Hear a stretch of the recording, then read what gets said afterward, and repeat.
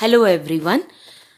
Let's start exercise 11.1 of class 8. Question number 1 is a square and a rectangular field. अब यहाँ पर आपको एक स्क्वायर फील्ड गिवन है और एक रेक्टेंगुलर फील्ड. जो फिगर ए देख रहे हैं आप, दैट इज अ स्क्वायर, और जो फिगर बी है दैट इज अ रेक्टेंगल. आपको स्क्वायर की साइड गिवन है 60 मीटर और रेक्टेंगल की साइड लेंथ गिवन है 80 मीटर और ब्रेड्थ जो है वो मिसिंग है. और आपने क्या करना है, क्या क्वेश्चन में गिवन है कि this have the same perimeter, और आपको बताना है इन दोनों फिगर्स में से लार्जर एरिया किसका होगा. ठीक है, इसके लिए let's start question number 1. Solution देखेंगे आप. यहाँ पर अगर आप सॉल्यूशन देखें तो आपको सबसे पहले क्वेश्चन में क्या गिवन था कि पेरीमीटर ऑफ रेक्टेंगल और पेरीमीटर ऑफ स्क्वायर, जो आपको दो फिगर्स गिवन थी, एक स्क्वायर गिवन था और एक आपको रेक्टेंगल गिवन था, इन दोनों का पेरीमीटर इक्वल है. और रेक्टेंगल का पेरीमीटर का फॉर्मूला क्या होता है, 2 इंटू लेंथ प्लस ब्रेड्थ. इसी तरह से पेरीमीटर ऑफ स्क्वायर का फॉर्मूला क्या होता है, 4 इंटू साइड. तो ये आपके दोनों इक्वल हैं. अब आपने क्या करना है, यहां से आपको स्क्वायर की साइड गिवन है 60, तो 4 इंटू 60 हो जाएगा. 4 इंटू साइड है ये, 4 इंटू 60, और लेंथ गिवन है 80. ठीक है, तो 2 इंटू लेंथ की जगह आप क्या लिख देंगे, 80.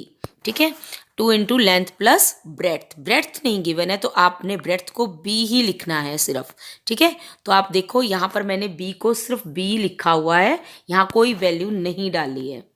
ठीक है, अब इसके बाद अगर हम इस ब्रैकेट को खोलें 2 इंटू 80 प्लस बी, तो 2 दोनों टर्म्स के साथ मल्टीप्लाई होगा एंड लेफ्ट साइड जो है वो क्या आ जाएगी, 160. 2 into 80 is 160 plus 2b is equal to 240. 4 into 60 is 240.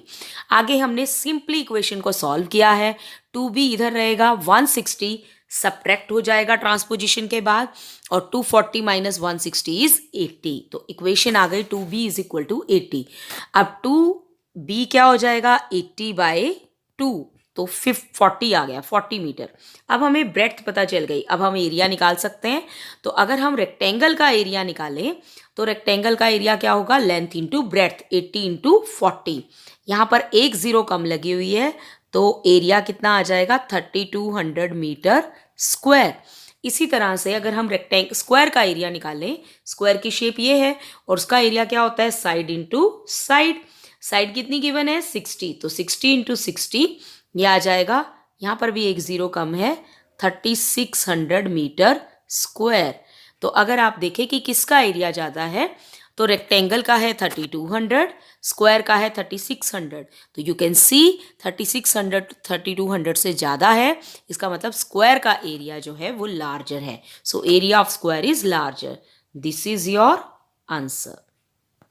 अब इसी के साथ क्वेश्चन नंबर 2 देखेंगे. क्वेश्चन नंबर 2 में क्या गिवन है, यहाँ पर मैं आपको एक्सप्लेन कर देती हूँ. क्वेश्चन 2 में गिवन है कि मिसेस कौशिक के पास एक प्लॉट है जो कि स्क्वायर की फॉर्म में है, और इस प्लॉट की डायमेंशंस हैं 25 मीटर और 25 मीटर, दोनों मतलब लेंथ और ब्रेड साइड सेम है. मतलब स्क्वायर की सारी साइड सेम होती है तो लेंथ और ब्रेड सेम है.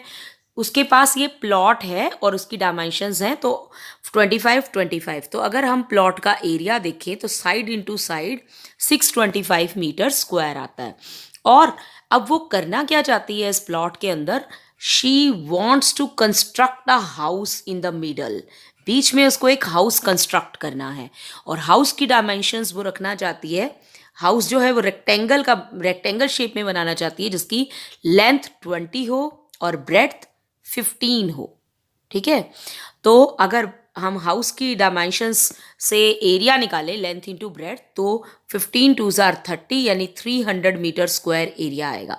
अब जो बाकी का एरिया बचा उसके पास हाउस बनाने के बाद, ये जो बीच का एरिया आप देख रहे हैं ये सारा बच गया हाउस बनाने के बाद, ये सारा यहाँ पर वो गार्डन बनाना चाहती है. तो रिमेनिंग एरिया में वो गार्डन बनाना चाहती है. रिमेनिंग एरिया कैसे निकालेंगे, पहले जितना उसका प्लॉट का एरिया है उसमें से हाउस का एरिया माइनस कर देंगे, तो बचा हुआ एरिया जो है 325, वहां पर वो क्या बनाना चाहती है, गार्डन. ठीक है, अब गार्डन को डेवलप करने की कॉस्ट है, अगर गार्डन जो है वो 1 मीटर स्क्वायर एरिया में बनाना है तो उसकी कॉस्ट गिवन है ₹55 सॉरी क्वेश्चन में गिवन है, आप पढ़ सकते हैं यहाँ से। क्वेश्चन में आपको रेट गिवन है 1 मीटर स्क्वायर का 55 और उसने जो एरिया डेवलप जो गार्डन डेवलप करना है वो कितने एरिया में करना है, गार्डन का एरिया कितना रखना है 325 मीटर स्क्वायर। तो आप एरिया को कितने एरिया में वो गार्डन बनाना चाहती है उसको रेट से मल्टीप्लाई कर देंगे तो you will get the cost of developing the ground. तो एरिया जो है गार्डन का वो 325 है जो कि माइनस करके आया है पूरे प्लॉट में से हाउस को, और 55 रेट है। तो अगर हम इन दोनों को मल्टीप्लाई करेंगे तो वी विल गेट 17,875।